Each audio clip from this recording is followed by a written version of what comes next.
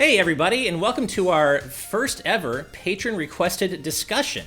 Those of you who have seen our Patreon page may have seen that we have a requested discussion tier, and one of our awesome, fantastic, wonderful patrons, MichaelPhone, joined at that tier and requested such a discussion from us.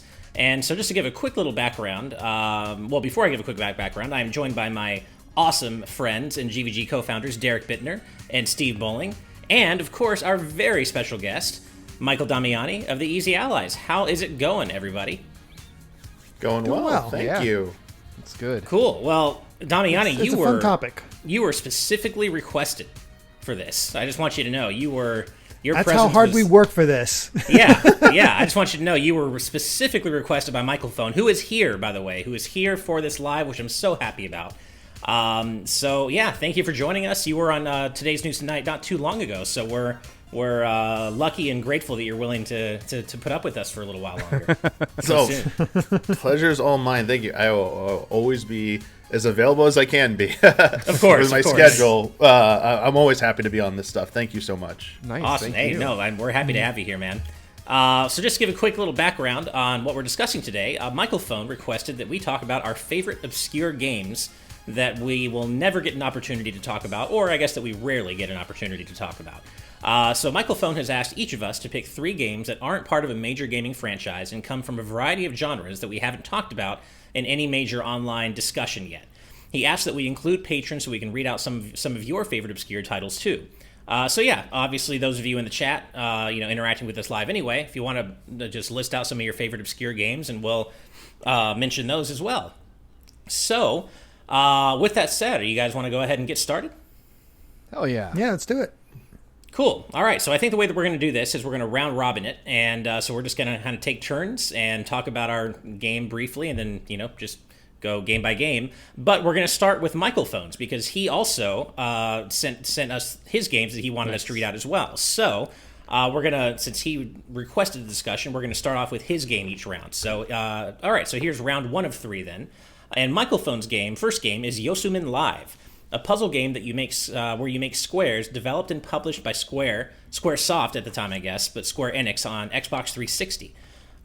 There's not much to say about the game other than it scratches that one more game itch that games like Tetris scratch. So I guess this would still be Square Enix at this point. And if it's 360, yeah, it's 360 is Square Enix for sure. I feel like I've heard of this name. I don't think I have. Yosumin Live. I'm with you, Ash. It sounds familiar, but I can't visualize it at all. Right. I'm trying to look this up already. I was trying to get some images, and oh man, I don't know if I've heard of this one ever. So pretty obscure. Yeah. I recognize the name, but I don't recognize the visuals or I anything. have definitely heard the name. Live. I can't place where I've heard it though. It is still available for Xbox 360 at least for $9.99. Game is all about making rectangles with the same type Steam of as well. Yosumin. Yeah, it looks like there was a DS version. Huh. Yeah, just called Yosumin. Interesting. It's all about you take one corner and you have to have the bottom right corner, so the 2 diagonal corners match, and then everything in between gets cleared out. I'm not gonna lie, I would play this. This looks really.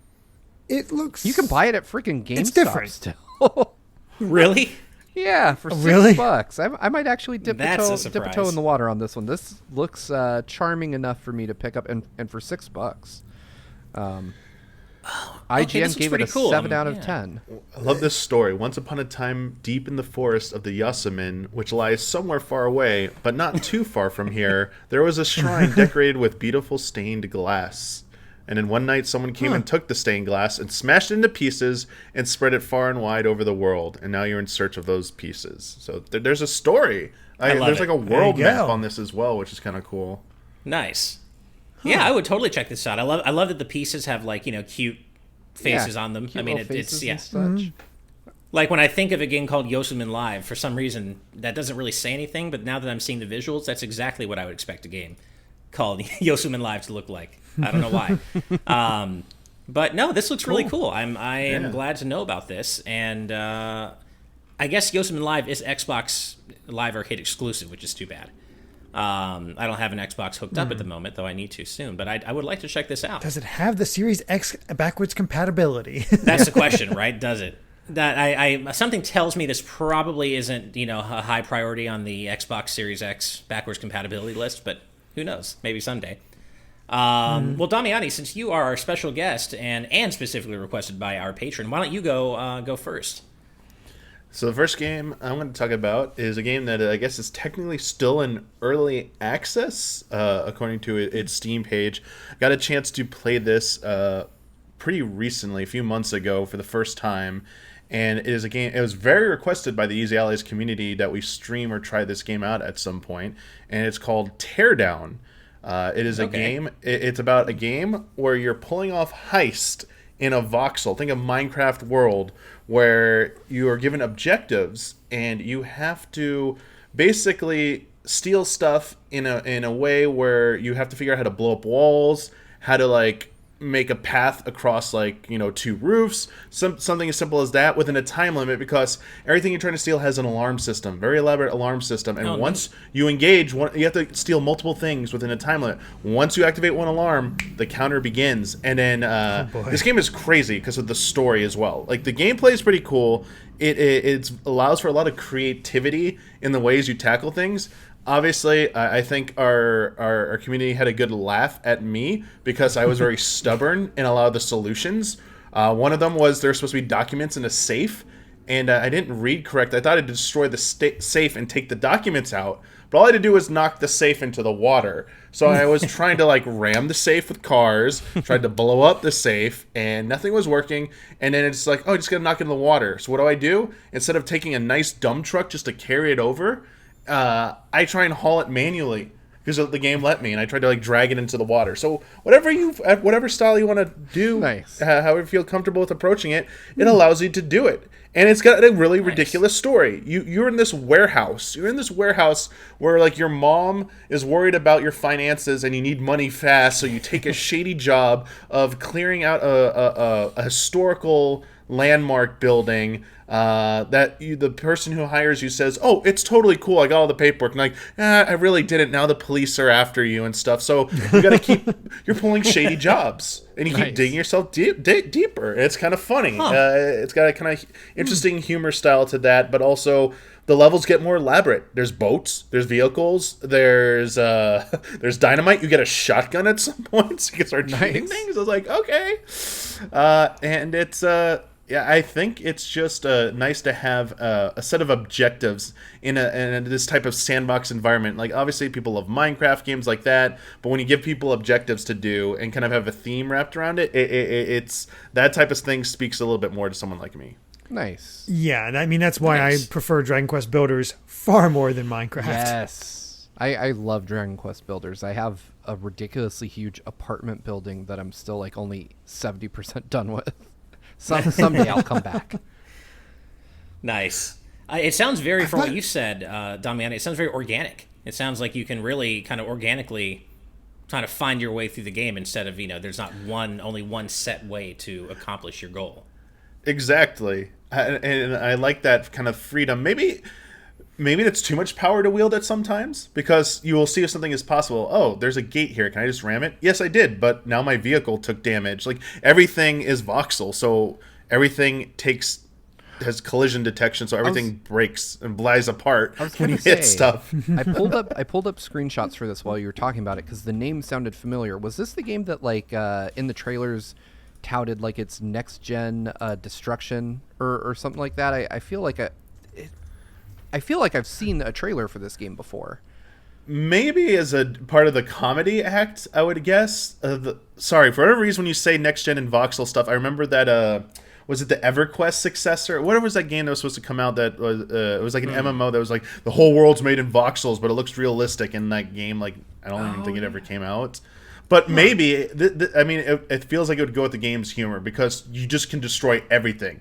There's literally a mission where you need to get rid of a guy's oceanfront house, and you just got to sink it into the ocean, and it's on a dock. And it's how do you want to do this? It's all right, Nice. maybe blow up the pillars, or maybe to start just manually chipping away, like I need to try this. like Roadrunner style, like just carving out the floor under so it falls down.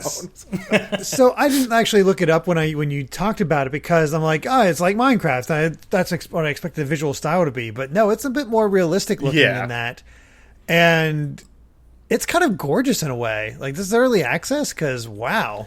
It's very taxing on PC. I'll say that. Okay. It is. If you turn on the high settings, you need a pretty good graphics card or build to a system to run it. So they're definitely doing a lot. It looked very good in action. I definitely like the aesthetic, and I like the one level we kept going back to is this like nice kind of like seafront neighborhood. And I really liked. There was like a warehouse district. There's a residential district. There's like a little like business district. It was kind of nice how everything didn't look too samey. Like with Minecraft has definitely unique style, but the world tends to just it's Minecraft. It has that Minecraft look. Where this, I think they allowed for a little bit more variation and freedom of expression. Like one of the warehouses looks like an old English like countryside warehouse, and and it looked really good. Nice. I've got to check this out. That sounds really very cool. Yeah, I just watched a trailer, and it really is just like, break this, set this up, break this, set this up. And like, okay, I think I have all my pieces in place. Let's steal the first thing, do the setup I did to get to the next one, to go to the next one. It's like, okay, now I'm kind of getting a better idea of it. That's pretty cool, honestly. Exactly. Yeah. That gameplay loop is great. And they let you just quick save. When they warn you, like, hey, you're about to trigger the alarm, did you do a quick save? Because if you fail, that's what it is. It's like learning through failure. Nice. It's, okay, I could have improved the path over here. Like one time I took a boat, it was too slow. There actually was a faster boat next to me. I was like, oh, I let me line this boat up. I really appreciate that. And that part of the gameplay loop is really, really addictive. Nice. Very cool. And when did you say this came out? It's an early access, so it October 29th is list here. Okay, cool. Yeah, so you can jump in now, and it has. I mean, it feels like it's pretty much a done game at this point, but yeah, Gotcha. Looks like it too. Gotcha. All right. Well, really quick before we move on, I'm seeing a couple of names in the chat that I don't recognize. First, the Pilot Wings fan says, "Hey, fellas," and Feeling Dreepy says, "Hi, everybody." So welcome to both of you. Hello. I apologize if you have been and I didn't see your name, but I don't recognize you. So I've thank you for definitely joining seen us. Pilot Wings fan around a few TNT episodes, but you said the other one was Feeling Dreepy? I've not. Feeling Dreepy. Yeah. Definitely haven't seen them around, so welcome. And I do know we have like a new executive producer. So maybe that's them. Oh, nice. But I don't know. Well, thank you for joining us, both of you. And Pilot Wings fan, I already know you have good taste because it's in your name, man. We need a new Pilot Wings game. Hell yeah. Yeah, for sure. So I literally have an RNG up here to decide who is going next. And Derrick, it fell to you. So you got randomly selected by Google's RNG. So let's get your first game next, man. I guess the first game I'll go with, and I have visual representation here. Just a favorite from my time from a kid, because I was really into Jurassic Park as a kid. I think all kids who grew up in the 90s loved Jurassic Park, and I picked up I had a Genesis growing up, so I never played the SNES game, though I have seen it. And that SNES Jurassic Park game is trash from the bits I remember, because it's top down, it's more puzzly. I don't know. It never really clicked with me. The Genesis version was a side scroller and you had two different campaigns. One where you played Alan Grant, and the other one where you actually played a Velociraptor. And the Velociraptor was really cool because you fight other dinosaurs, have some crazy jumps, things like that. But Grant died so easily. He was ridiculously weak. His default weapon was tranquilizer guns, and it was just it just never really clicked with me. I kept trying to go back to it, but the platforming and everything else was just so hard. And then they released I guess, pseudo sequel, and that's my pick: Jurassic Park Rampage Edition, which wow, basically takes the gameplay of the first and ramps it up to a ridiculous degree where it's just an all-out action movie. Because now you still have the Velociraptor and you have Grant, But this time Grant's better because he is decked out with so many crazy weapons. He has a flamethrower. He has a Tesla gun where you can literally shock the dinosaurs to death, and has some crazy effects, levels, stuff like that. It is just balls out action, and to show how much it is, this is rated MA13. This is hardcore. Wow. Well, I remember the original Jurassic Park game. I remember it being pretty violent, or at least pretty, fairly dark. Like a realistic take on what that setting would be. So yeah, I remember playing it back in the day as a kid, and yes, I vaguely remember the Velociraptor being way better than Grant in the original game. I never played Rampage. I didn't even heard of Rampage Edition. Yeah, same. Yeah, I gotta say, you're spot on with the rating, though. I'm just looking at the title screen, and there's blood dripping from the Velociraptor's mouth. There's blood! Like, what the heck I need to replay it at some point because I it's a lot easier than the first, because I remember beating as a kid, and it was so much fun. You have these crazy graphics for the T-Rex chasing after you.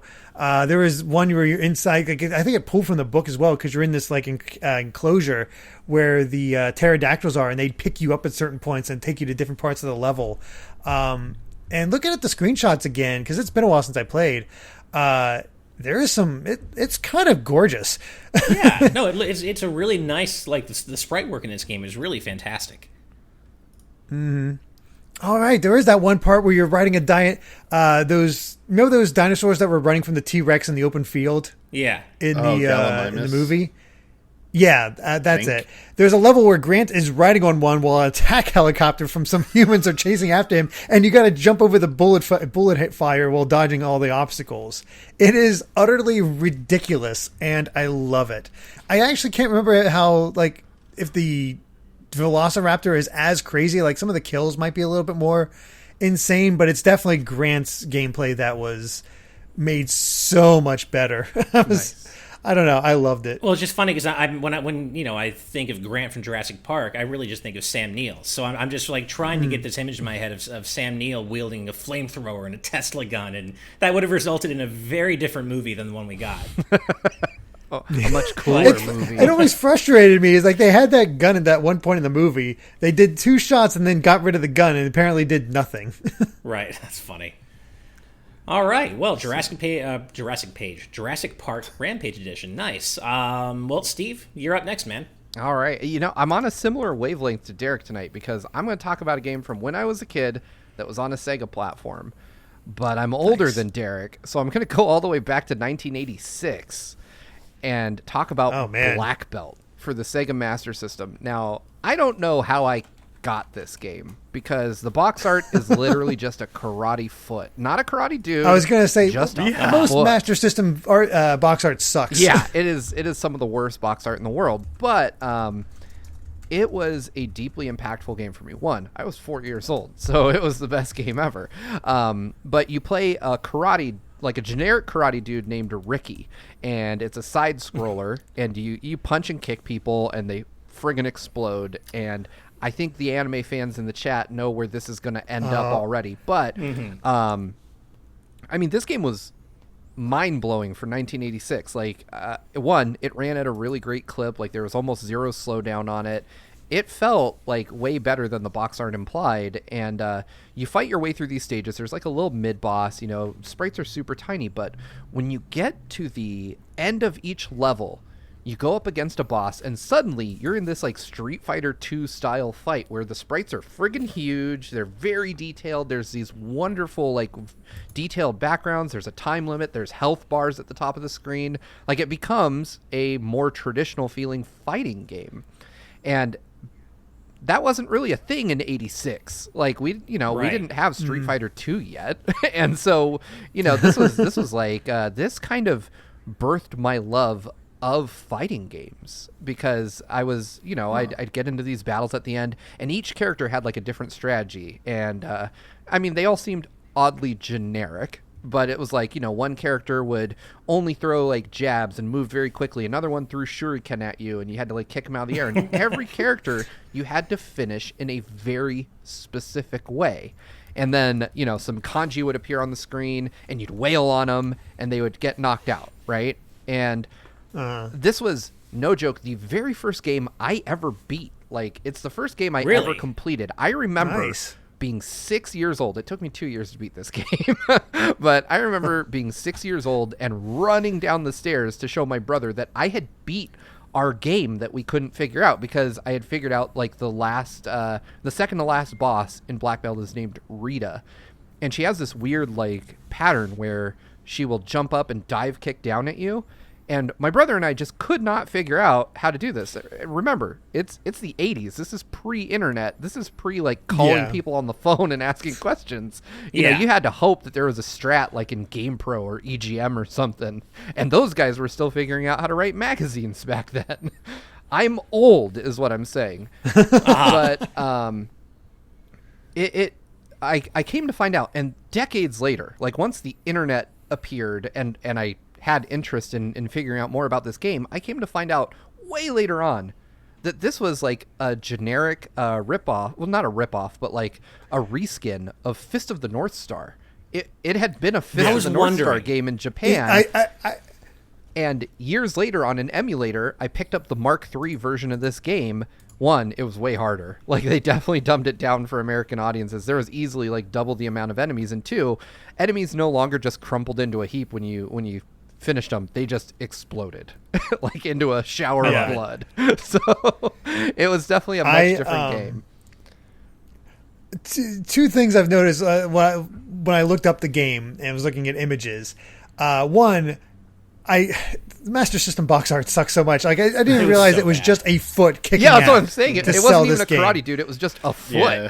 Just a foot. Yeah. Second, when I noticed the main character is like, that looks a lot like Kenshiro from Fist of the North Star, just a karate gi. That's weird. And then right below it, I saw a Black Belt video game with the original Japanese box art, and basically how they got rid of any part of the license and just made it its own sort of thing for the U.S. release. Yeah, that's kind of amazing. I know, it really is, and it got me interested in Fist of the North Star. I actually, like, side note on this, my parents had this weird like sixth sense and ability to buy me like whitewashed Fist of the North Star games, because when the Genesis came out, they bought me Last Battle, which is also a Fist of the North Star game, and technically the sequel to the Master System game they got me.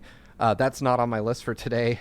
That's also a pretty good game, though. But I remember beating Black Belt, and like when you finally beat it, the last boss, even in the American version, like he walks out, he like stumbles out Frankenstein style into the middle of the stage and like puts his hand up and just turns to stone. And I remember even I was wondering what was like, going on with that, because I was watching that just now. Yeah, I was like that's weird. Why is that a thing? And then I finally watched Fist of the North Star, and I was like, oh, like that happened. See, I haven't actually watched Fist of the North Star, so I don't know what that's all about. I imagine whoever was localizing it was just like, nope, that's too hard to cover up. We're just going to let it happen. Yeah. So I was wondering, it was like, why is he looking like he's claiming victory? He's like doing a victory pose, but then he just stands there. I didn't realize he was being turned to stone. Something else I noticed is that there's some sly visual storytelling going on in this game, because in the fight with Rita, you see a portrait in the background of what appears to be the final boss, Wang. I think that's supposed to be him. Yeah, I think so too.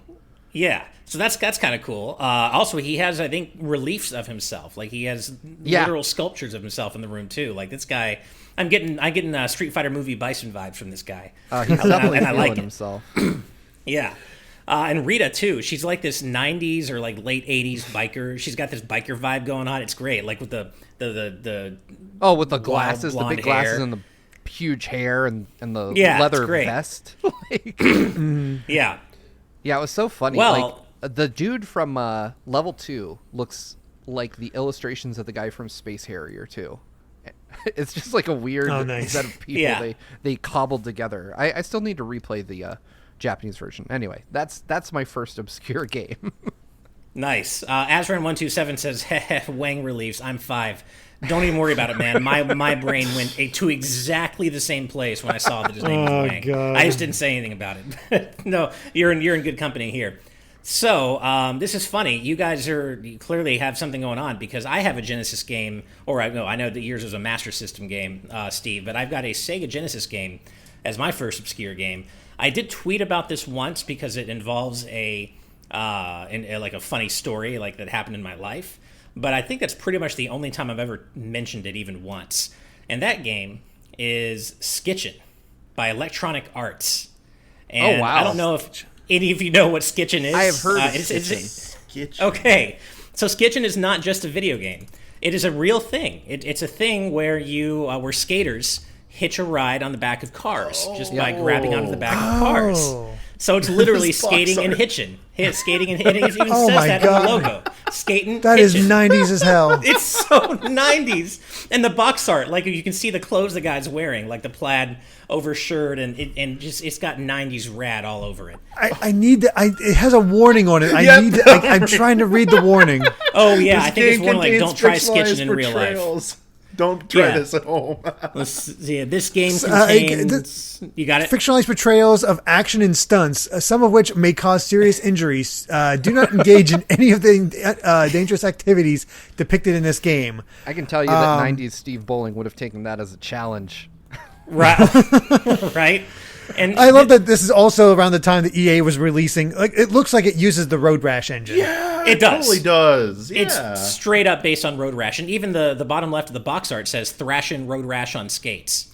So it's literally using the Road Rash engine. It's clearly based on that. There are weapons just like there are in Road Rash. So basically, during a race, the player can accelerate, jump, crouch, and attack neighboring racers because it wouldn't be an EA Road Rash game if you couldn't attack other people. And then, of course, the player can also skitch, which is the act of clutching onto a moving vehicle's bumper to gain momentum. Weapons you can pick up include nunchucks, chains, pipes, crowbars, whips, and baseball bats. Traffic cones on the side of the road could indicate nearby weapons. Opponents can also use weapons against you. And you earn money after each race by performing complex tricks and knocking down opponents. You can check on the status of your skates and your protective gear and your wheels between each race and upgrade your character. So there's a fair bit of depth here. And I just remember as a kid, I think I played this at a friend's house, and I was just absolutely enamored by it. I was like, this just skitching. I don't even know why it stuck out in my head so much over the years, but I remember it being a really fun game. And to bring things back to the story I mentioned, and I swear to God, the following is all true. My wife and I, probably 5 or so years ago, were driving around in Hollywood to go pick up some hot wings, like some buffalo wings. And we're stopped at a light, like probably on like Cahuenga and I don't know, like around Cahuenga, Highland, that area, if you live in Hollywood. And we're sitting at the light, and we hear this bam on the back of her car. And I look back, and this guy has a helmet on. And we had already just started to move, and he's holding on to the car, and we can see that he's roller skating. And my wife is like, what the hell is this guy doing? And I'm like, oh, he's skitching. And she looked at me, she's like, what are you talking about? And I'm like, he's skitching. He's skating. Yeah, he's skating, he's hitching. She's like, Just skitching. can you tell him to stop? I'm like, of course I will. So I roll down the window. I'm like, hey, get off the car. He's like, hey, man, I'm skitching here. And I'm like, I just started cracking up. And she looked at me like I have entered some weird version of hell. I don't know what. But by the way, Uh-huh. not to interrupt your story, but I have No, it's posted fine. in the live chat. I found the roster of the game. Oh, you And did? holy crap, this is 90s as hell. I gotta Thrasher. see. Oh, I forgot about this. Fester, Jezebel, Malice, Costa. Thrasher, I like Carcass with a Tank. K. It looks like Ozzy know. Osbourne. I forgot about the roster. This is so good. There are Dan Gurr. so many small round glasses in The this flat, roster. Yeah. the flat top of the Spectre. The Glasses one and headphones on Bear Banger. Bear Banger is the one that gets me because I I'm mean- 5 years old. Yeah. Oh, I love this. Dan Gurr, as in danger. Yeah. Dan Gurr. This is. I knew this was 90s as hell, but I had completely forgotten about this roster. This is amazing. You know, I want to So glad I make one picked of this these game. my Twitter profile picture for 24 hours. Right? I'm going to be caustic. Yeah, not gonna be bear banger. That is amazing. I feel like bear banger. I mean, I've got 4 kids. That hits too close to home, man. Yeah. Hey, fair enough. I wonder how long it would take somebody to like be like, oh wow, Steve, awesome profile pic, man. I'm the biggest Skitchin fan out there. Dude, no one of my nearly 5,000 followers, I know, not humble brag. No, none of them have played this game. I guarantee it. Yeah. Jared Edinger says better roster than Smash Ultimate.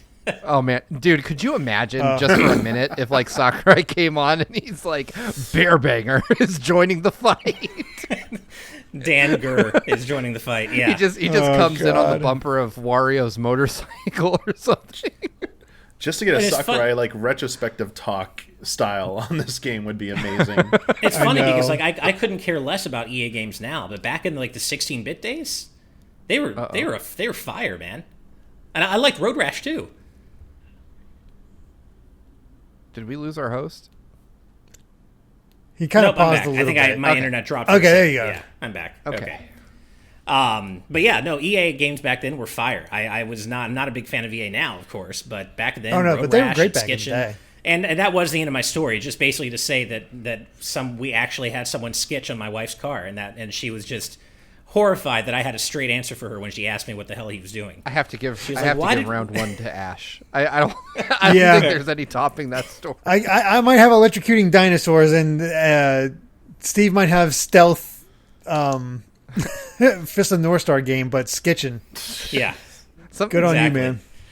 All right. Well, on to round 2. And so, we'll start with MichaelPhone's game. MichaelPhone's second game is Metal Arm's Glitch in the System, a third-person shooter on the PlayStation 2 that has the vibes of an edgier Ratchet & Clank.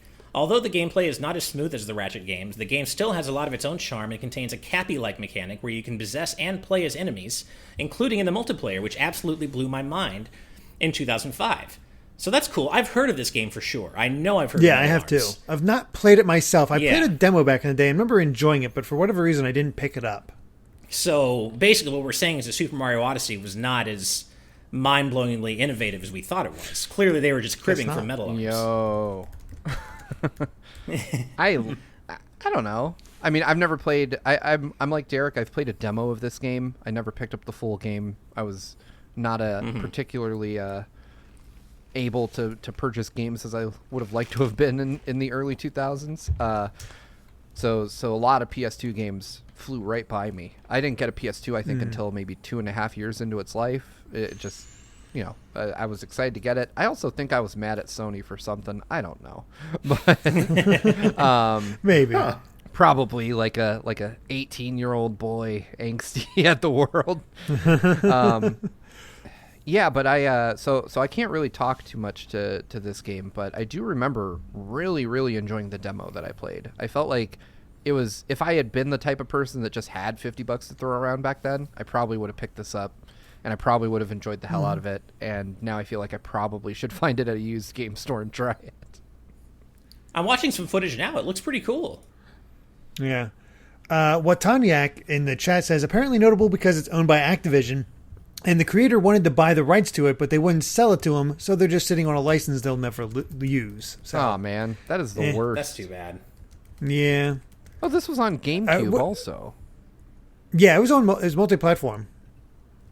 What do you have any experience with this, Damiani? No, I don't. I was actually trying to look up the developer to see what else they've done, but got a little murky. I've definitely seen this box art a lot. Yeah. Like when it came out, it was all over the place. And seeing it now, it's like, this is a good, trip down memory lane. Everything I've heard about it though makes me want to try it out now and give it a fair shake, because I couldn't buy a lot of games at that point either, even though I was fortunate to have access to a PlayStation 2. Most of my money went towards games like Final Fantasy X or Metal Gear Solid 2, and sure, it was like the old, I got 1 or 2 big releases a year pretty much is all I was able to scrap up the money for. But it's funny because I was seeing the gameplay images. I never actually saw gameplay of this till now. But that box art, for a reason, this is a very iconic box art to me. Yeah, I feel like I've definitely seen it before. I didn't play the game, of course. But I feel like I've definitely seen the least the box art around. And I can definitely see where this looks like kind of a slightly more gritty Ratchet and Clank. This looks really cool. And I got to say, for a mid-gen PS2 game, it looks quite nice. Yeah. So yeah, it does. I'm looking at just some Wikipedia history. So it was Swingin' Ape Studios who did the development. And it was done by 3 guys after they left Midway Home Entertainment, and they had just completed the water-based arcade racer Hydro Thunder. So there's some, But Metal Arms was the studio's only release because the company was acquired and integrated into Blizzard in May 2005 after canceling development on StarCraft Ghost. So it looks like these guys were going to do StarCraft Ghost, which probably would have been really good based on everything you saw with StarCraft. But watch Matt McMuscle's whole thing on StarCraft Ghost if you want to see why that didn't happen. Man, I remember that whole thing. That was a mess. Mm-hmm. I have to call out real quick XQ Jonah in the chat, and he's going to be particularly relevant for my next 2 picks in this discussion. But he's known me since I was a kid, so. He's nice. Right. I was mad at Sony because of the Dreamcast, and I blamed them almost entirely for the demise of the Dreamcast. So, how dare you, Sony? How dare you release the PlayStation 2? How dare you be a business? Yeah, I mean, I'm sure we all scummy stuff, but not. Yeah. In hindsight, I should have bought a PlayStation 2. So. Well, and I mean, I'm sure when we even though we decry that kind of behavior now, we all had our fanboy moments when we were younger, and probably. I absolutely was. I was in the middle of the Nintendo versus Sega debate. Yeah, that's an interesting perspective because for me, I wasn't the biggest Sega fan growing up, but to me, Sony was getting their their revenge on Nintendo from that perspective after the whole PlayStation debacle with the Super Nintendo add-on. It's like PS1 doing great, PS2 even better. I'm like, man, Nintendo, what are you guys doing? You gotta catch up. From the Sega fan of Dreamcast, that must have been horrible. I guess having this great system, waiting for it, and so shortly after, you're Sony's we're gonna make you irrelevant. Really? Yeah, well, there were also stories back in the day, and I don't know if they were true, right? But this is what people were saying back then, was that Sony, Software Etc., which is now GameStop, at the time, had Dreamcast posters up in the windows because that was the console that was available, and Sony reportedly said, hey, if you guys don't put PS2 posters up now, months ahead of launch, we're just going to make sure you don't get that many consoles to sell. Which, I mean, is hilarious because there was a huge shortage of PS2s when it came out. Yeah. So nobody got that many. But boy, I'm seeing a trend here. After how many years that we can't even get PS5s now. Yeah, that's true. Right. They still haven't nailed it. I think the only time I ever, even in my younger days, I very rarely engaged in fanboy, getting really incensed and angry about stuff happening in the game industry, but the one time where I think I was broken, something broke me, was after that horrible rash of Mega Man cancellations, right? Mega Man, a really dark time to be a Mega Man fan already, and then on top of that was when they were hyping up Marvel vs. Capcom 3, and I had wanted X to join the roster forever, and so on top of all that, they add Zero, and X gets a costume. X gets a costume for Zero, and that was my breaking point. I raged a little bit back then in some forum posts. I think I don't even know where. How dare they? I was pissed. That was my one idiotic, self-righteous fanboy moment. But I very quickly walked back my anger and said no. I didn't need to be as upset as I was. But yeah, that broke me for a little bit. Only major I don't want to call it toxic, but bad fanboy moment I had that I can think of in my life, because I didn't go on the internet, I wasn't in IGN's vestibule in 2001 posting stuff about the PS2, but I did feel like it was my duty to go to war with people that didn't like Wind Waker, which is ironic considering the shirt I'm wearing. Because nobody liked Wind Waker when it came out. But I was. I liked Wind Waker when it came out. I was on board from day one, and so I was in the trenches on the I IGN.com love message boards telling people how dumb they were. I'm like, Zelda is great and it's going to work out and you guys are stupid. And everyone's like, LOL, Zelda, you know, and I I was so salty Zelda. and so angry. So, it and the lasted- thing is, guess how good it looks. You know, we won in the end. Yeah. I was on the right side of remember- history. I just went about it the wrong way. Exactly. Yeah. I remember people like secretly hoping like IGN got it wrong and said they really mean the new Mario game's gonna look like this. There's no way the Zelda game's gonna look like cel shaded and stuff. Like people were like trying to like bargain their way out of that game. Oh, That was, I remember so weird. EGM. EGM had a April Fool's Day prank where they said if you pre-ordered Twilight Princess, you'd get a remake of Wind Waker in the Twilight Princess art style. And I remember this because I went to Oh no! I went to either EB Games or GameStop to pre-order Twilight Princess and ask about this. And I'm like, I don't know what the hell you're talking about. So I was tricked completely. EGM Dumb had the EGM. best April Fool's jokes back Oh, in the they day. did. They did. I still remember Sonic and Tails and Oh, Smash. yeah. And I fully fell for that. I completely fell for Sonic and Tails in Melee. You can't talk about EGM April Fool's jokes without bringing up Shenlong from Street Fighter 2, man. Oh, of course That is like not. the April Fool's, and they went back to the well when Street Fighter 3 came out and did it again. Right, they did. Yeah, Yeah. I mean, I don't think anybody believed them with the Street Fighter 3 version, but a lot of people fell for the SF2 one back in the day. Like a lot. Yeah. I mean, didn't somebody actually produce a comic? Like Yep. a licensed Street The- Fighter 2 comic that think had so. Shenlong in it because they're like, oh, we didn't know about that. Yeah, Capcom and them embraced that. And they basically took that mythology and decided to actually canonize it. And love that. Street Fighter 4 amazing. was like the full circle of there is now a character Oh, in man. here who is basically that. I was so mad when I saw because they you're right, like when Goken was announced, like teased for Street Fighter 4, they were like Shenlong is actually coming, and when they revealed what he looked like, I was so pissed. I was like, he looks like my dad. Like he's like a super buff version of my dad, and I can't do this.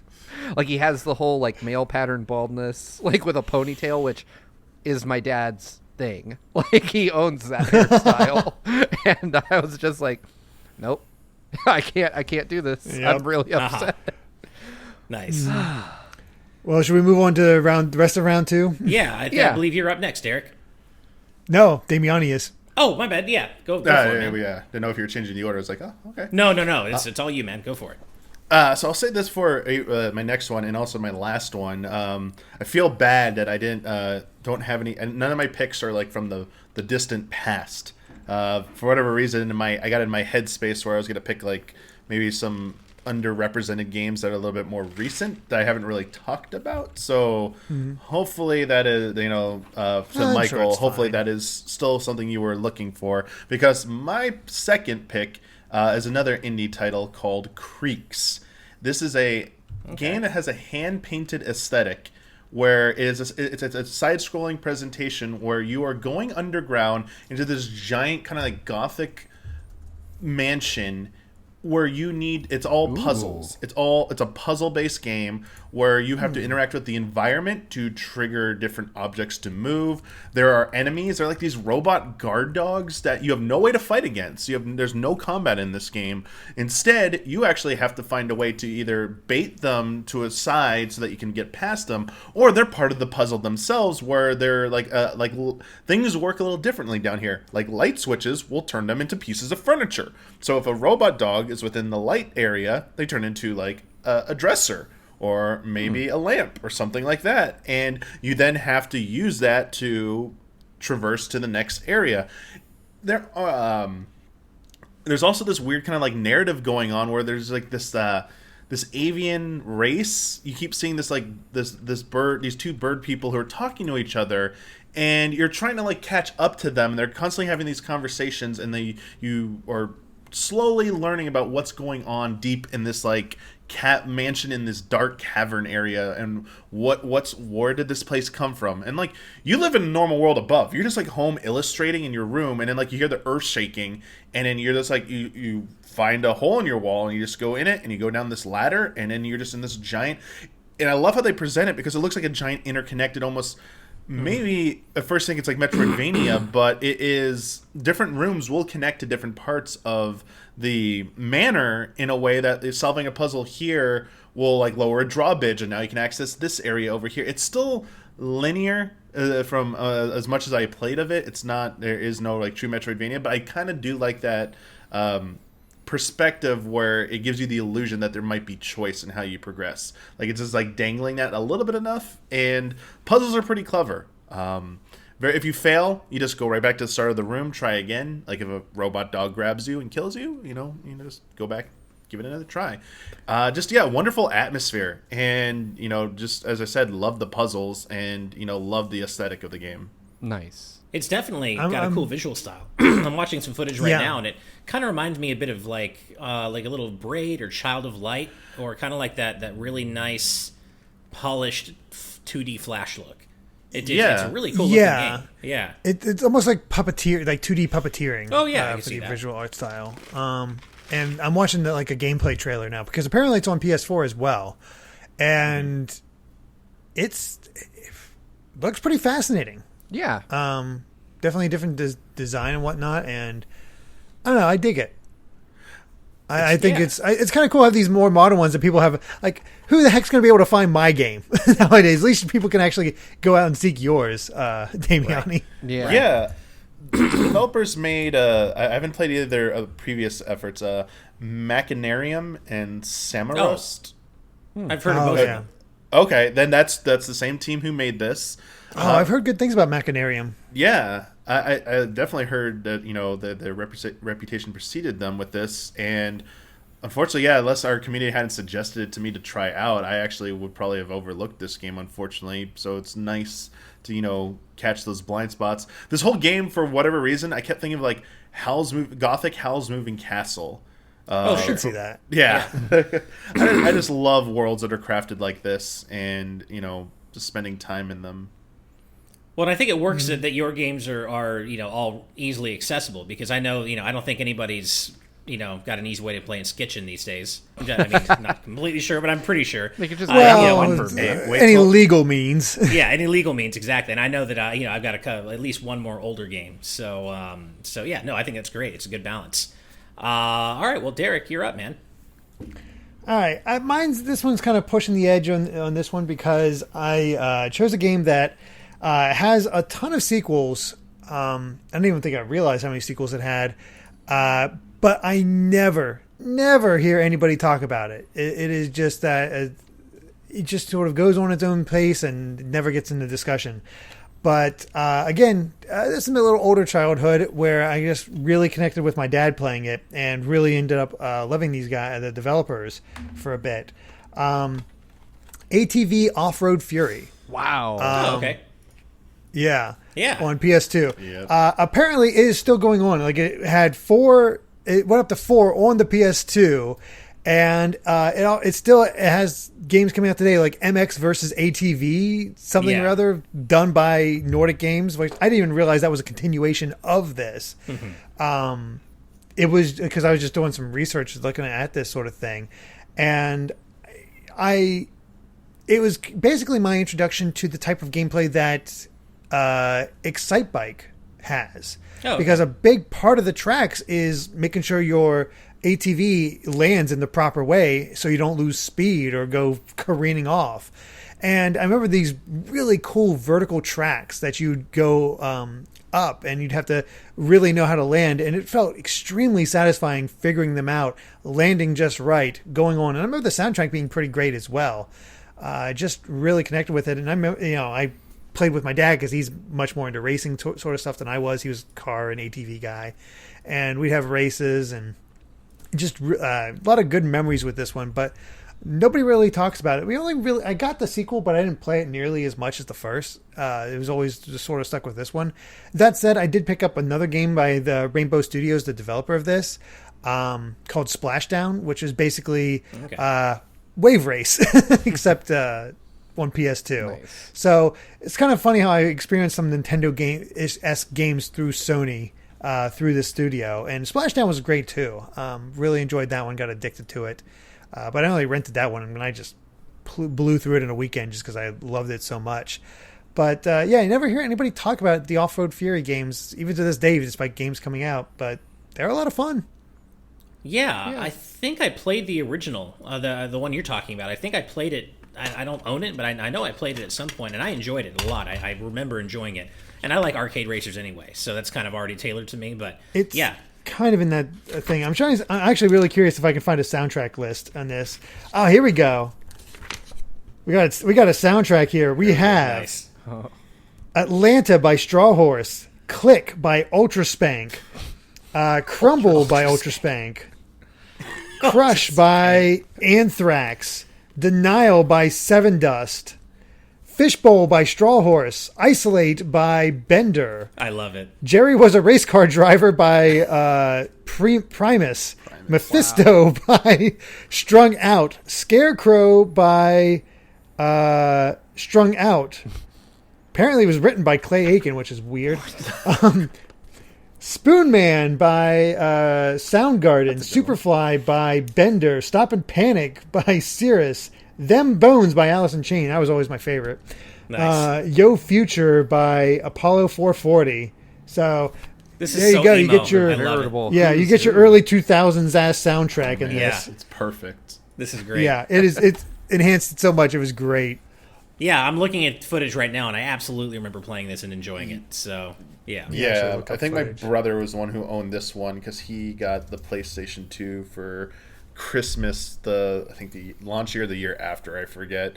And I just remember being able to play it. I couldn't play it as much because he was always on it, but the chances I got to play it, and when I played this one, was like there was like a snow level with like ski lifts. I remember it was like ski lifts at one part. Like you're going down a hill and there's like the ski lifts you see over you. I just remember it looking like fantastic because like all the PS2 launch games back then, or around the launch, looked fantastic. They just like, it's so weird looking back at like we say this looks like a PS2 game nowadays. Like it's almost like an insult. Where like It's like, back no, then it it was looks like pretty it good. was amazing. It was the most realistic thing I've ever seen. It was so good. Yeah. That's right. When you crashed, your guy got sort of tucked and rolled. They didn't have the crazy physics to have them flop in all directions. It was just sort of tuck and roll, and then to see where their body ends up. Nice. God, I'm just watching this footage is bringing back so much nostalgia for me. It really was a lot of fun. I think I may have unintentionally started a movement here because Wataniac says, "Don't worry, they're going to start a Change.org petition for Skitchin Remastered right now."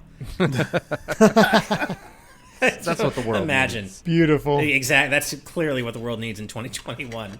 All right. Well, Steve, you're up. All right. So I don't know if this next one I have qualifies as an obscure game, but I feel like I didn't hear a lot about it, and I feel like history doesn't remember it very much. So it's another older game, but this one's from the late 90s, 1997 to be specific, and it is Tobal 2.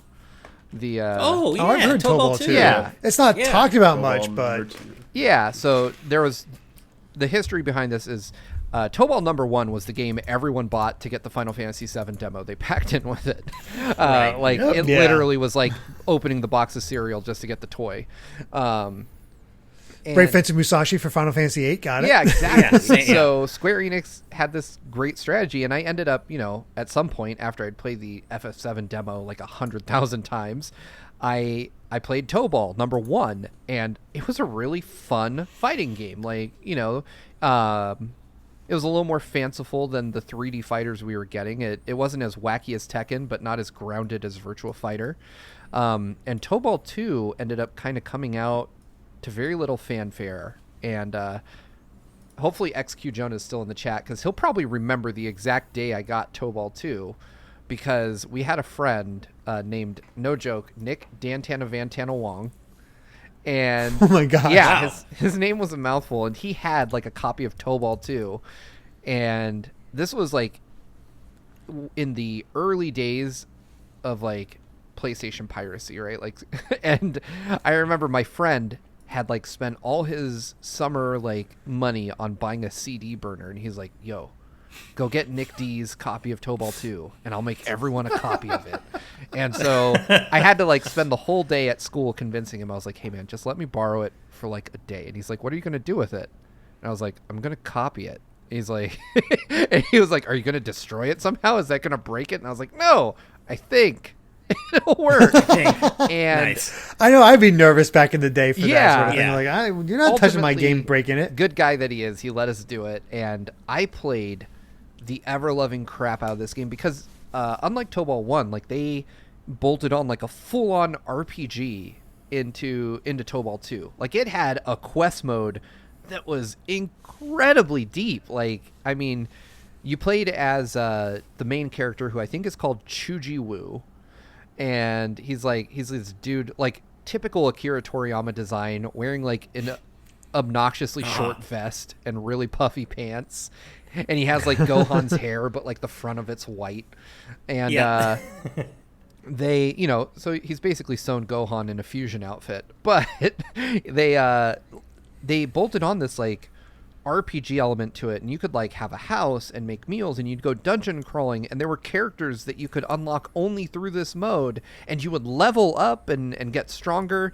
and then you could take this OP ass character you built up in the RPG mode back into versus mode.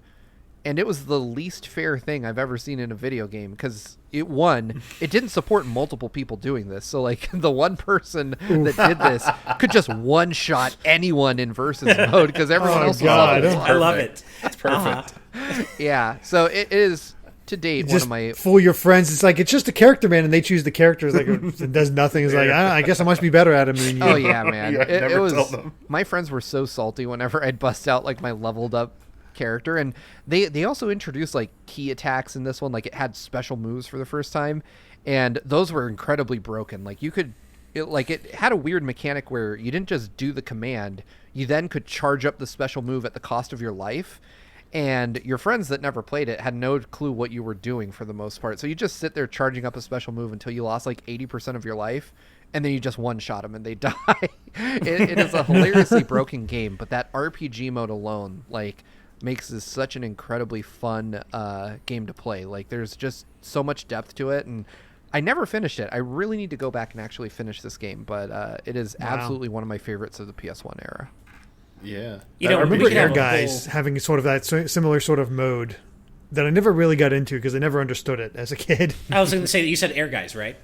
Yeah. Yeah, I was going to say the same thing. Like that reminds me of Air Guys, and like we could honestly have a whole discussion on like weird one-off PS1 era fighting games. Right? There were so many. Well, And, Square Air Enix Guys ones was one of too, them. because Yeah. they experimented a lot in the They PS1. did. Like, Yeah. I've never played it, but I'd love to try out their Bullet Hell Einhander. Oh, Yeah. Einhander, yeah. Ridiculously expensive. Oh man, Yeah, and it reminds me of a game I played. It was not good. I know people who played it know it wasn't good, but for some reason, my buddy at the time and I had found a lot of enjoyment in this PS1 fighting game, Star Wars Masters of Terrascasi. That Terrace. Oh, yeah. Yeah, and like by any God. objective measure, it's Yep. it's just a shitty game.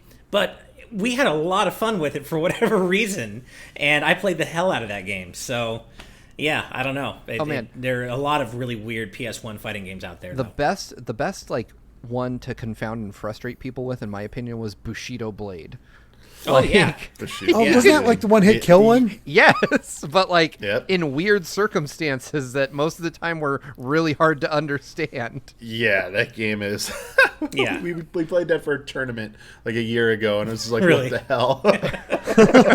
nice. It was If a you know, you goofy- know, goofy but if you was don't, you're fun. screwed. Yeah. Yeah, First person to figure out how to do it, like, always won. I was like, oh no. yeah. It's not quite PS1, but as Richard Herrera in chat mentioned just now in the chat, Square also experimented a bit with the Bouncer, which is a PS2 launch game. I love the bouncer. The Bouncer is It is it's- ridiculous, yeah. but I love it. It's weird, but it works. Like it's not the best game, obviously, but it's so Square. It is just emblematic of everything that Square's design ethos was about back in the day, visually. Yeah. Yeah. Tobal 2, real quick. yeah. Unless this is wrong, Yeah. I have a question. This roster, they're touting this roster of like one of the largest rosters, and I watched a short clip of some of the fighters. They're all these animals and dinosaurs. Oh yeah, Is Tobal this 2. what is going? I saw Chocobo. Like, if I use a Chocobo, You can unlock Oh, a you can? Chocobo. You fight in as a Tobal 2, Chocobo? yeah. I forgot about that. This, That's that's this- awesome. This was what I was alluding to when I said the RPG mode. You could just unlock all kinds of weird characters. There's a character named Mark. I want to say, like, his name is just Mark, but he looks like Android 16 had sex with a dinosaur. Like I just saw him pop up on my as I was looking up Chocobo. Yeah, Mark the Devil. There's Oh, Mark, he and does. with like a, he looks like he has the Kai's hairstyle. He has the Kai's Supreme hairstyle, but there's the another mohawk. form of Mark where he transforms, and he has like a dinosaurish kind of face and a tail. There's Toriyama in the game, like dressed up like Goku. There's it's Mufu, Toribot, who his- looks like a his frogman in robot form. Ugh. Yeah, Oleums looks like a chicken. There's Nork, who's just a giant fat blue thing.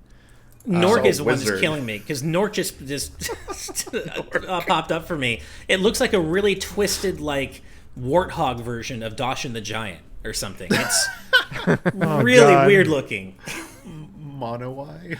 These names are great. Oh, they're so good. Yeah, Dr. V.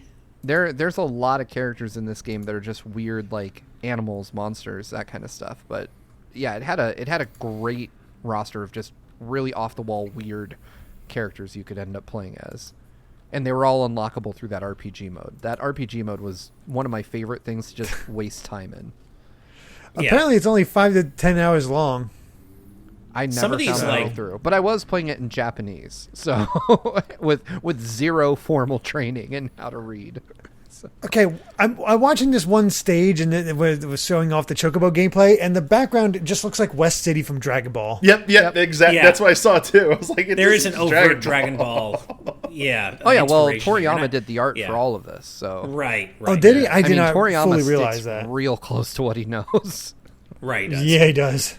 I just love how you can tell that they felt very free to just go off the wall, or Toriyama felt very free to go off the wall designing these characters. It kind of reminds me a little bit of Fighters Megamix, just because that game had such a wild roster. You of could just- play as the Daytona 500 car in Fighters Mega Mix. Exactly. Yeah. They just that was one of those fighting games where they just threw everything at the wall and decided to see what stuck. And I got a That's vibe from Tobal. That's 2 an as obscure well. game I could have thrown out that I played all the time on the Saturn. It's not on my list. Fighting Vipers, Fighting Vipers. Vipers, Yeah. yep. That's a great one. which was the game where you could bust the armor off of characters, and like it was so satisfying if you could finish them off by kicking them against the wall. They would bust through the wall and go like Yeah. 30 feet careening outside of it, and it was just like felt really satisfying. I love it. All right. Well, I guess we'll go ahead and move on to my second game. And this is a PlayStation 3 game. It came out in July of 2012, and it so far is still a PS3 console exclusive, although it is also playable now, I guess, on Windows, Mac OS X, and Linux. And that game is Dyad. And I hesitate to call it just a rhythm game, because it's not really just a rhythm game. Dyad's developer describes it as a tunnel racing puzzle shooting game, where basically what you're doing is it's a first-person view game. I don't believe you see your character, and you're essentially pulling yourself down a tunnel by like you're pulling yourself past enemies and objects to build momentum as you're going down this tunnel. But the tunnel is just filled with all these wild colors and sound effects and intense music, and it's a very synesthesia-heavy game. And I remember This being is really excited about totally this. down your alley, Ash. I'm watching gameplay, and it is a trip. It is, right? It's completely right up my alley.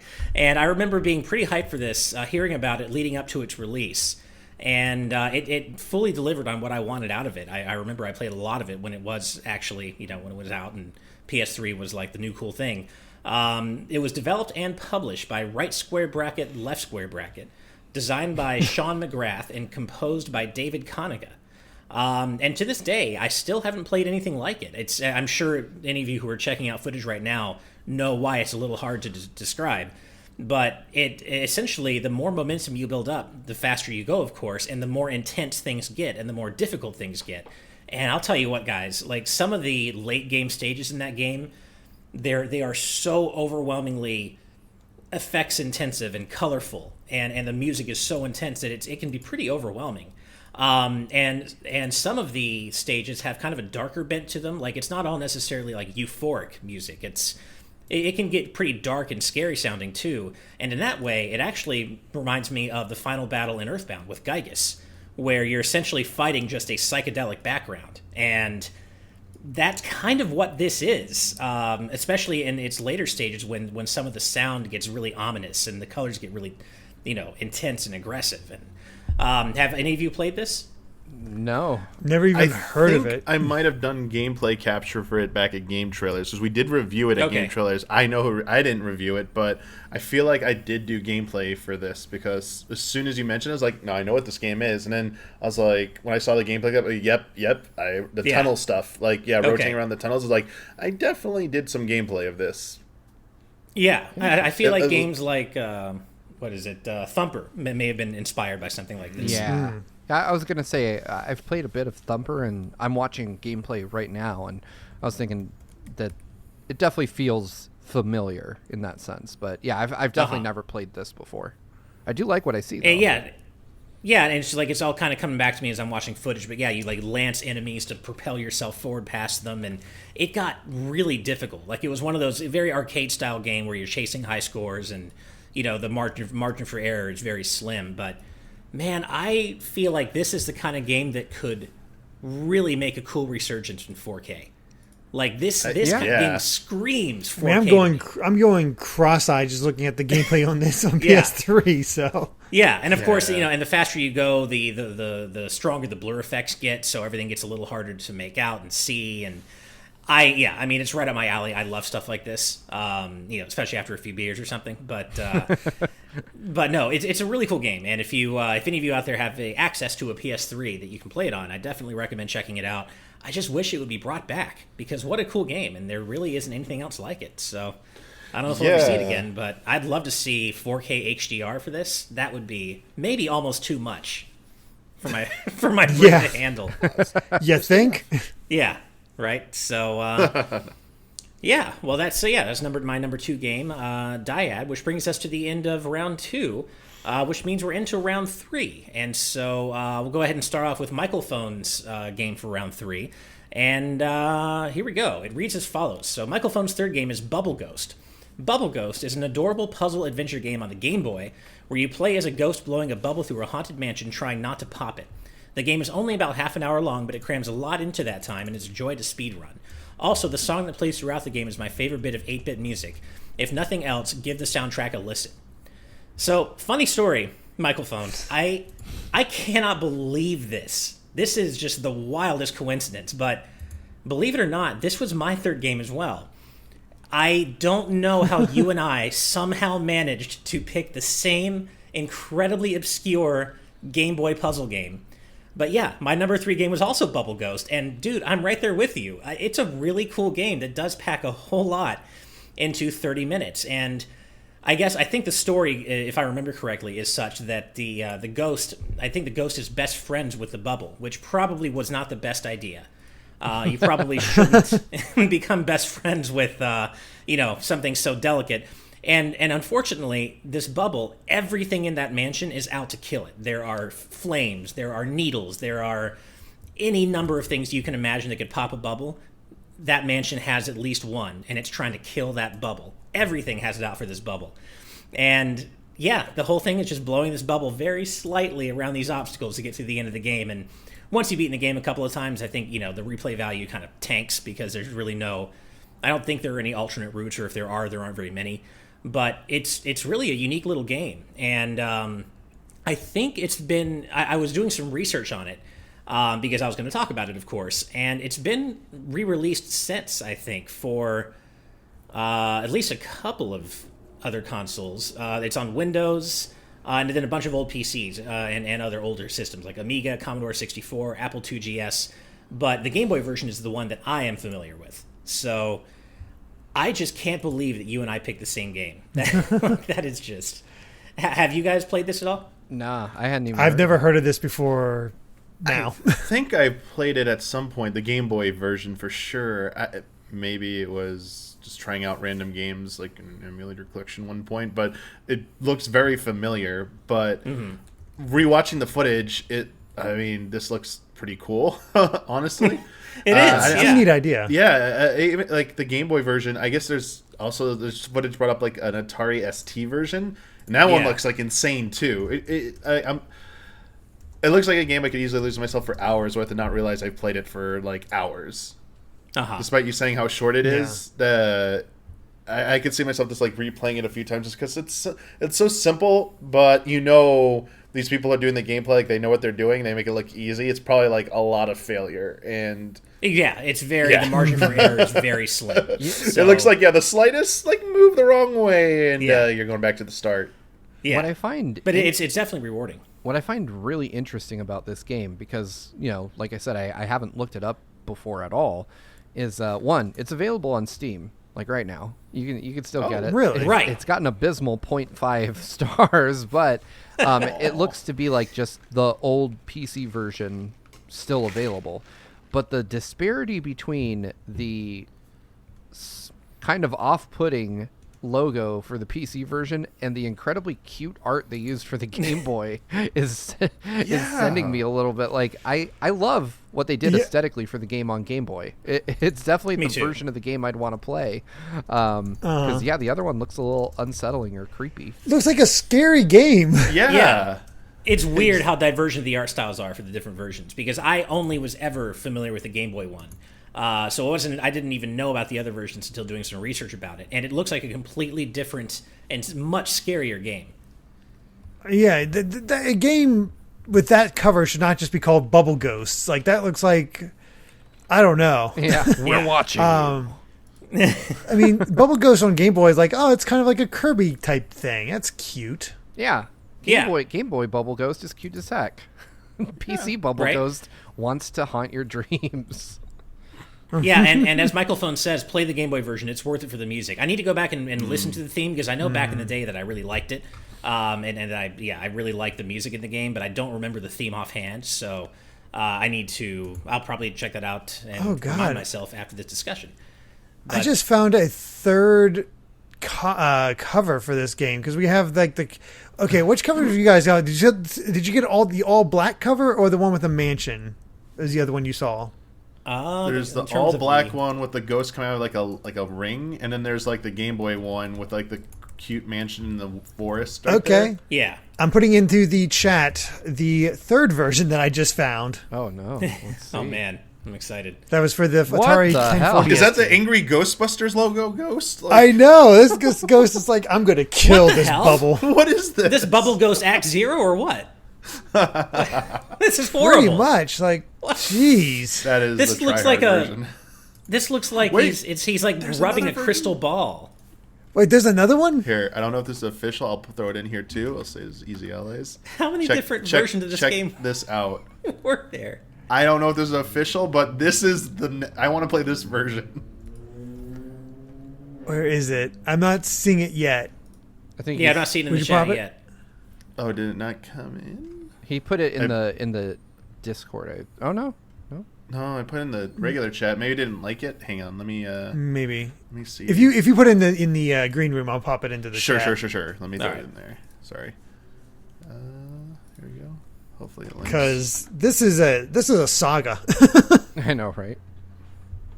Might What? Why See is this that? so What the scary? heck? try- Look at that. It's like they I hired mean, this is not quite like four as scary, but completely it's still different like people. And 3 of them were sociopaths. Yeah. No, this is kind of like giving me like bad box art Mega Man vibes, where there's so many different interpretations of the same bad design. what the hell? I know. The what only is good this? version of Bubble Ghost is the Game Boy version, as far as I'm concerned.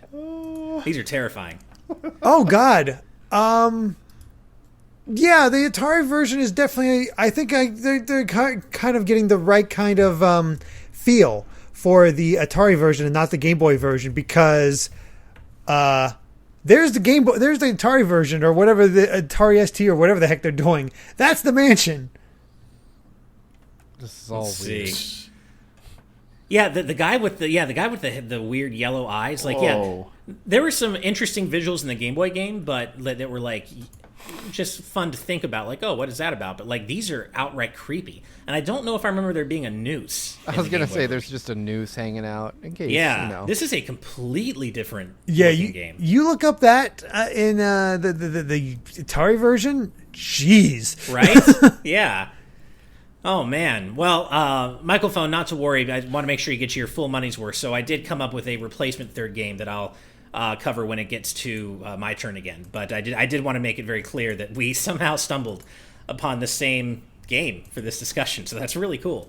And, well, moving on, Damiani, it is your turn for your last game.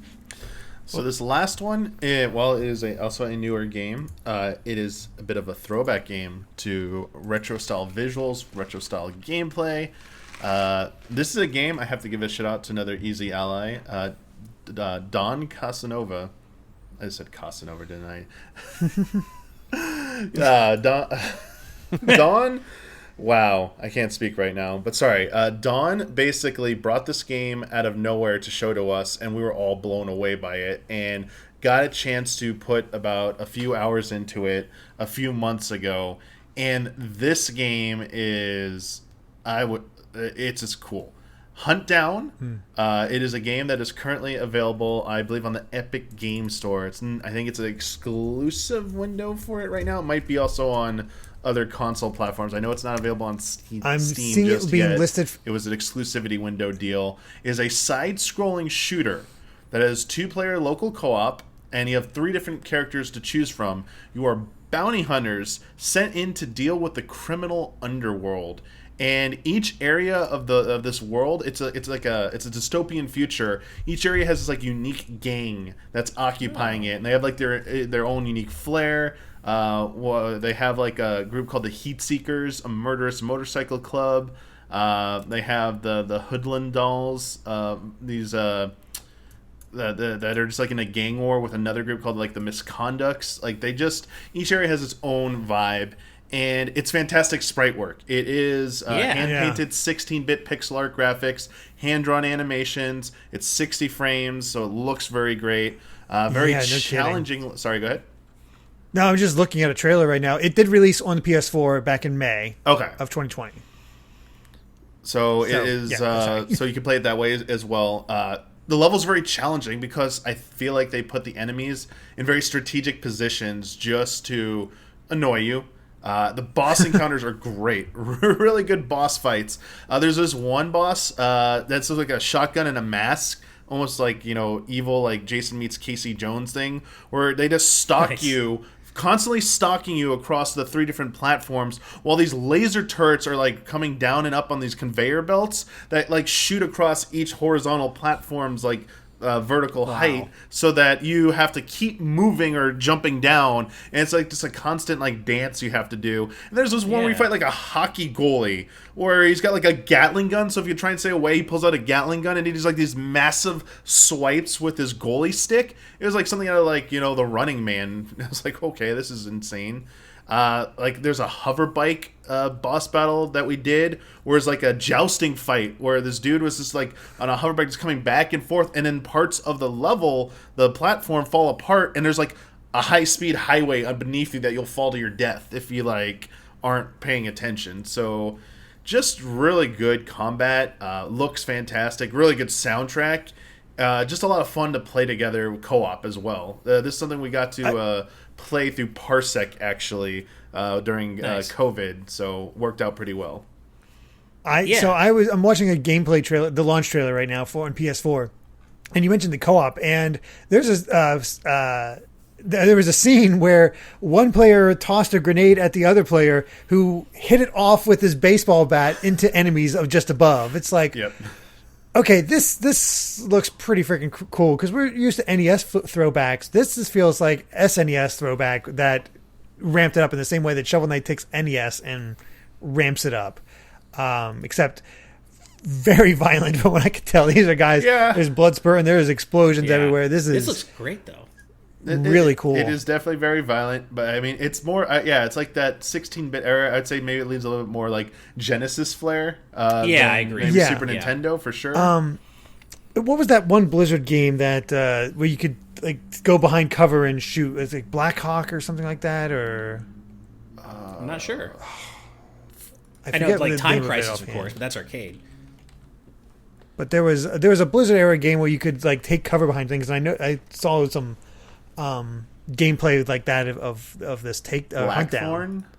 Blackthorn, that's it. Oh, okay. Yeah. No, this looks super cool. I was actually watching. I happened to be watching the boss fight you were talking about, Damiani, His name is Teddy Taxman, with like the turrets that go, which is a great name, Teddy Taxman. That's and then the one you were talking about after that, I guess, is the next stage, and its name is Unholy Goalie. So I'm already loving the vibe. Like, it's so good. I want to play this. This is neat. Yeah, I heard nothing about this game all year. Yeah, I've never heard of this before. Yeah, same thing. I don't think any of us at Easy Allies heard it either. And then Don just like was so passionate about this game. Don always finds a ton of hidden gems and has such a way with his words when he presents them to us for like, hey, you should check this out. Very good wordsmith, and that the combination of both that and the game just looking amazing, we had to try it out. And we got to play it on stream, but I think we haven't really talked about it beyond that. So, hasn't gotten a lot of attention, I think. I mean, I feel like some people are starting to pick up on it a little bit, but otherwise, it just flew under a lot of people's radars. Very cool. Very cool. Yeah, it's available on Switch, PS4, Xbox One, and Epic Game Store. Oh, it's on everything now. Didn't realize. Yeah. Nice. All right, man. Wow. Derrick, I believe it is time for your final game. Sure. My final game is something from the Wii era, and unfortunately, I do not have the box because I only rented it because I heard kind of middling reviews of it, but it looks so fascinating. And I want to check it out. And it was around this time that I had a GameFly account and would rent from there. I actually did find a physical copy of it at a game thing, but I was with a friend and with Sabrina, actually, who was just one. Oh, yeah. And she had never played it before, so I this is totally down your alley. You should check it out. So I let her buy it. And now I'm like, okay, if I ever see one again, I'm definitely getting a copy for myself because I'd love to replay it. But it's Fragile Dreams, Farewell Ruins of the Moon. Oh, that's such a good one. Yes. Yeah. Yes. Well played. It is. Yes. I love this game. It is just this sort of very interesting aesthetic to it, where it's post-apocalyptic. You're a lone kid trying to find this one girl, and you're going through these areas that are. I can't even fully explain it in the right way, I feel, because it's just such its own experience, and the gameplay is fine. It's nothing too crazy. I believe the Wii remote was mainly used for like your flashlight in the game, stuff like that. So it looks like. Yeah. And it's gorgeous. The story is really good.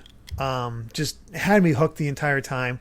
It's just one of those games, sort of like the original Nier, that maybe the gameplay doesn't match up, but the rest of it is so good that it makes up for those deficiencies. And if you can get into the right vibe of it, it's really good, and I can't recommend it enough. It really needs a re-release. And I was kind of looking into like who made it, like what else have these guys have done. It's not Bamco? And it was actually developed in between Bandai Namco and Tri-Crescendo.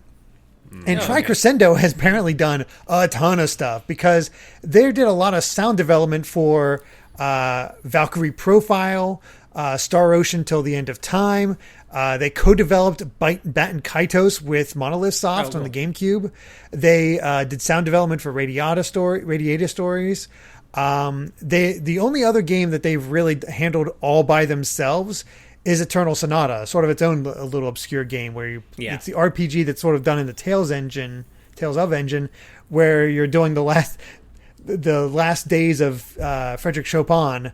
And he has this fantasy of anime people in this other world. That was actually a runner-up for one of my games today. Was Eternal Sonata, because that game. I have it. I need to play it. I haven't played it, but But they have also co-developed a lot of Tales games, and they co-developed Smash Brothers Ultimate.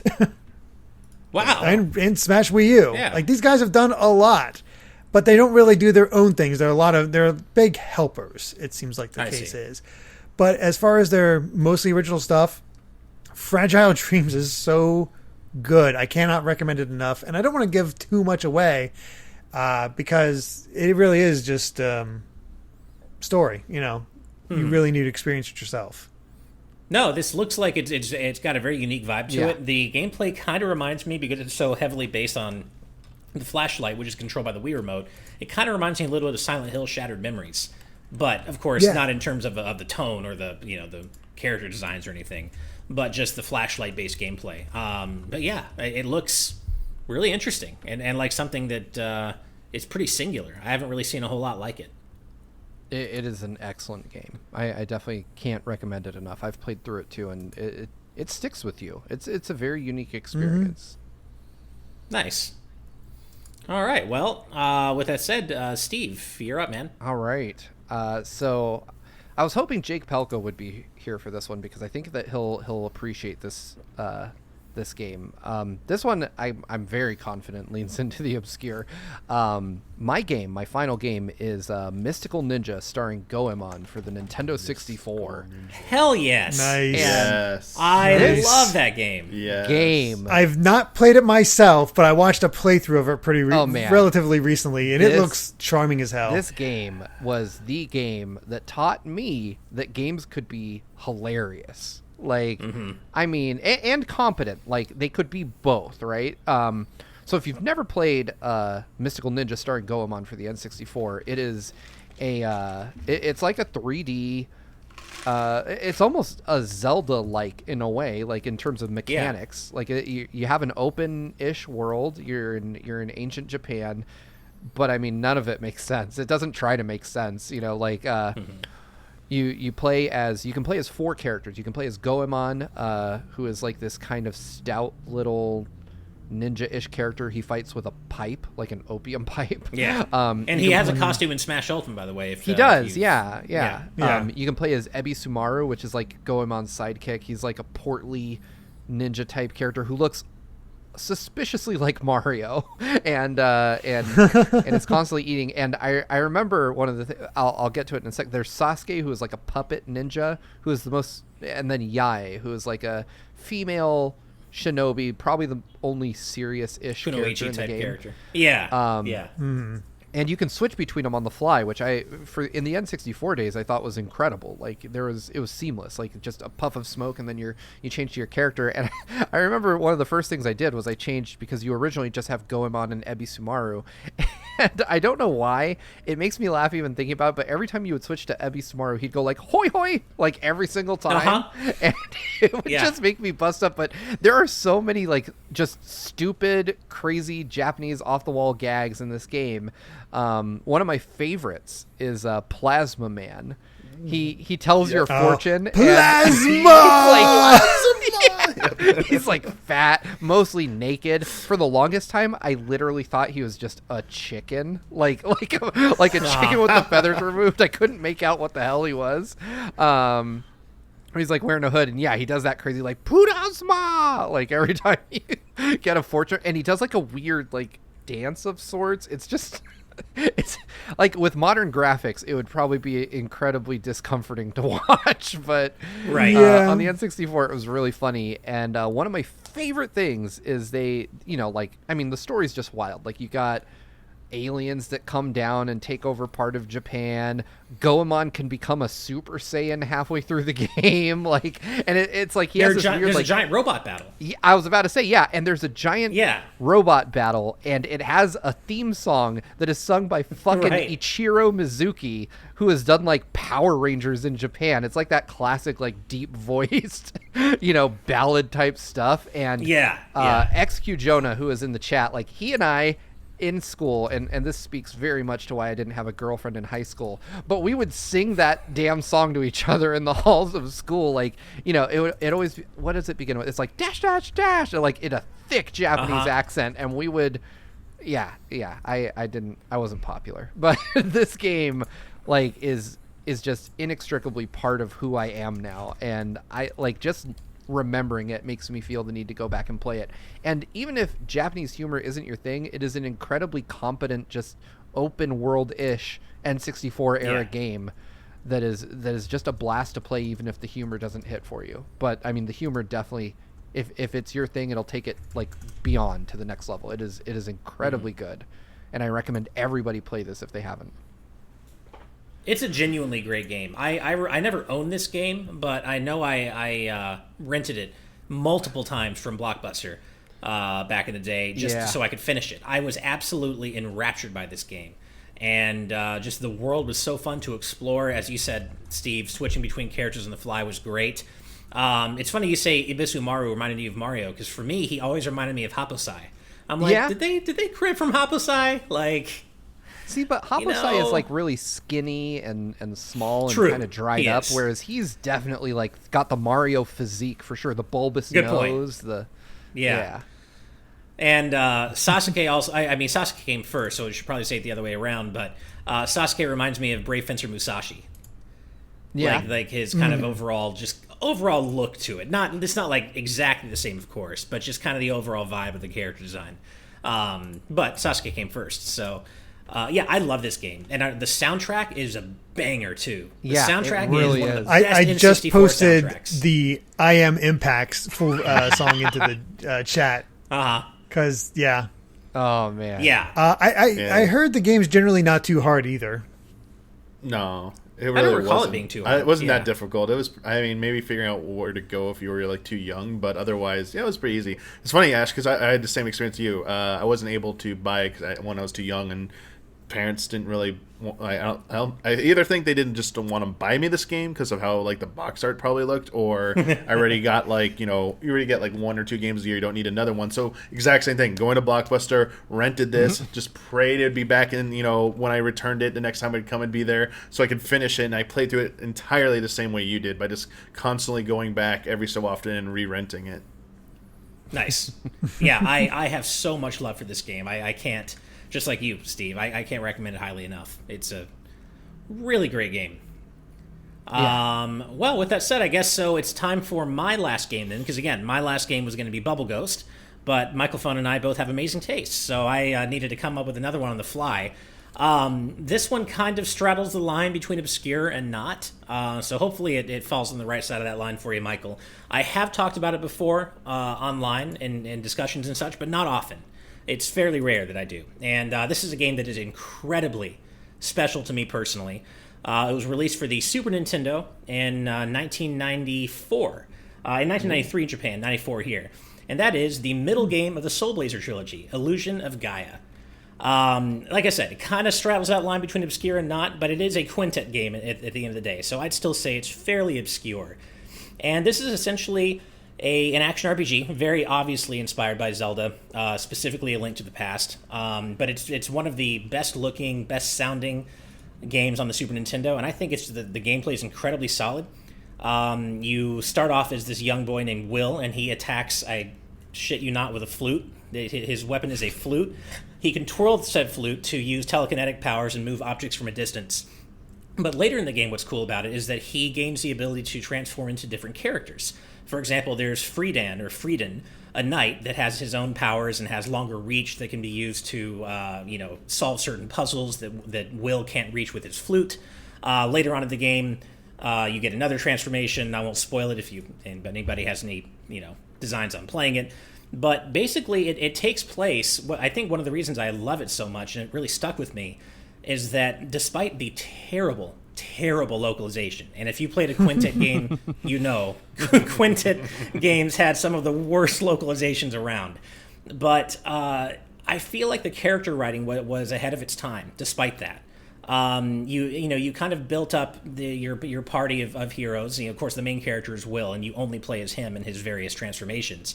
But he cobbles together this ragtag band of friends. Some of them are his childhood friends, some he meets along the way, for this, globe-trotting adventure. And when I say globe-trotting, I mean it's the real world. It is the age of it takes place during the Age of Discovery in our real world, kind of like an alternate history type thing. So, throughout the game, you visit real-life locations, like ancient ruins, like Angkor Wat, for example, and the mystical floating continent of Mu, and the Great Wall of China. And so you're actually traveling around the world and discovering all these, ancient ruins, and eventually the overarching kind of theme of the story becomes clear. And it's, it's very anime, a little heavy-handed. It deals with the theme of evolution. There's an evil comet that's coming by the Earth that's going to accelerate evolution in the wrong way if Will doesn't stop it. It gets pretty anime. But it's surprisingly thoughtful in the way that it presents its themes. And the ending is genuinely emotional. Like, I remember the first time I saw it, and, it felt like a knife in the stomach. I'm like, this is really effective. and the gameplay is just really solid, really strong action RPG, Zelda style gameplay. Has anyone else here played this game? Oh yeah. I have not. Oh, nice. Damiani, you have. Hell yes. Yeah. So you know that. Yeah, I got it. So I didn't play when it originally came out. I got it some point when I got in the mid 2000s in college. I was able to pick it up. And obviously because of the people that kept pointing out the parallels between one, just calling it a great game, but also parallels between it and A Link to the Past style of gameplay. And I was like, oh yeah, I was in a phase where I wanted to go through a ton of RPGs. So I was going through I did like Illusion of Gaia. Started with that one and just like went down the rabbit hole of a bunch of old Super Nintendo era RPGs I just never ever got to try out. And yeah, I did not finish it at the time. Okay. But yeah, I was really addicted to it, and then I later finished it, and yeah, that as you mentioned, no spoilers, but yeah, like the ending and stuff, I was like, oh yeah, I never knew it was part. It was like I never knew it had a connection to Sky Blazer, you said, right? Soul Blazer. Or Soul Blazer, sorry. Yeah. I was looking it up because like, wait, it is, and like I guess the comet stuff. The thing about the comet that's gonna hit, or it's whatever. It's like loosely related. It's like a loosely related trilogy. That's still. I love when games do stuff like that where you don't really need to know anything about a previous one, but it's still continuing that world and that universe. It's really nice to see that. Yeah, in fact, there's even there are these collectibles throughout the game called Red Jewels that can be missed. It's very easy to miss even one if you're not paying attention. That could be considered a criticism. You don't need a guide to find all the red jewels, but if you're not using one, it is easy to miss them. But if you do get all 50 of them, you unlock a secret dungeon, like a secret post-game dungeon, whose boss is one of the bosses from Soul Blazer, the first game in the series. Okay. Which is really cool, yeah. Nice. And then, of course, the sequel that everybody loves, is the third game in the trilogy that everybody loves, is Terranigma, which is also a great game. And I could talk about that too, but I feel like Terranigma almost gets too much of the attention compared to this game because, for my money, Illusion of Gaia is like the best of the trilogy. And it was called Illusion of Time in Europe and Japan. And what's funny about this is, as the legend goes, when localizing the game in America as Illusion of Gaia, Nintendo wanted to pull more people in, specifically Zelda fans, into the game by completely redesigning the logo. So if you look at the logo of Illusion of Gaia compared to, you can see that it has that Zelda style. It looks exactly like the A Link to the Past logo. And it's clear what they were going for. And I remember thinking that was my first thought when I saw it at Blockbuster for the first time. I was like, oh, is this like a new Zelda game or what's going on? So marketing successful, but whether you're a Zelda fan or not, I just think this game is absolutely worth playing. And you do not need to play Soul Blazer or Terranigma to get the most out of it. Nice. And killer soundtrack. It's something too. I always say that. I think based off your recommendation, I did find an SNES copy of it. I got a cartridge, but I just haven't had time to sit down and play it. But nice. It's got the upcoming series that seems to fit right in line with that. So maybe. There you go. Yeah, it's a great game, and my mom and I played. I think most of it together. She's really into like history and especially like ancient civilizations, and she's really into that kind of stuff. So she actually enjoyed kind of watching me play the game and see like this horrifically localized Japanese take on world history, and it's yeah, I mean but it's good stuff, and you can certainly you can laugh at the bad localization. You still get enough of the of it to figure out what's going on, but man, yeah, I mean again, anybody who's played a Quintet game knows. But yeah, so that brings us to the end of our obscure games discussion. All three of us have gone through 3 of our games, as well as Michael-phones. So I didn't see anybody. I think I saw a few in the chat. There was some mentioned in the. Go ahead. You go ahead, Ash. Well, this is just funny because Azran127 says, you know what other game is an anime about stopping a destructive comet? Help Wanted 50 Wacky Jobs for the Wii. You're not kidding, apparently. I've never heard of that, but... Wow. Yeah. I've never heard of that. You said, Steve, there were a couple, or Derrick, was that you said there were a couple of games? Yeah, just real quick, I'll go through these since we've been going for quite a while now. Arcaz saying about playing the heck out of the Lost Vikings on Sega Genesis. Never able to beat it, even though I enjoyed it a ton. Richard Herrera mentioned Dragon Force for the Sega Saturn, a strategy RPG where you play as one of 7 kingdoms, trying to unite the continent against the Dark Lord. We only got the first, and a sequel released in Japan, but nothing has been done since due to Working Designs going defunct. Rest in peace, Working Designs, because geez. Tim Lear mentioned Golden Sun. That's a good one. Although I feel like there's a lot of love for Golden Sun out there. Yeah, I don't know if I'd call that obscure. It straddles that line. Yeah. Rob Lawler, Rob Arman X, says Infinite Undiscovery. Yeah. Made by that- Triace. That is the most anime name. That's just infinite. What the hell does that? What are you even saying when you say that? What does that even mean? Well, it's done by. It's funny thing is Triace, who Star Ocean. Tricrescendo works with a lot with by Fragile Dreams. Jared Edinger mentioned Worm Journey to the Center of the Earth for the NES, a super unique story-driven game that combines a bunch of different genres, including platforming, RPG, and scrolling shooter. Okay. So, never heard of that. Robin Klaczynski, Metabots on the GBA. It looked like a Pokemon RPG, but it's just it's basically Transformers cross Pokemon. Oh, I know what he's talking And about. then, isn't that called Meta? yeah, I remember the old Metabots in Japan or cartoon. something? Yeah, and then Azran, of course, did the Help Wanted 50 Wacky Jobs. So some more obscure games in there, real quick. Cool. Well, thank you again to MichaelPhone for this fantastic discussion idea. I think this has been a lot of fun. And thank you again, Damiani, for joining us again, man. Yeah. Yeah, always a pleasure. Yep. It's fun to talk about all these games. Yeah. Yeah, yeah. No, I think we've all come away with a few games we need to check out. I'm glad I've just been able to spread the gospel of Skitchin. So any chance I can take to talk about Skitchin, I will.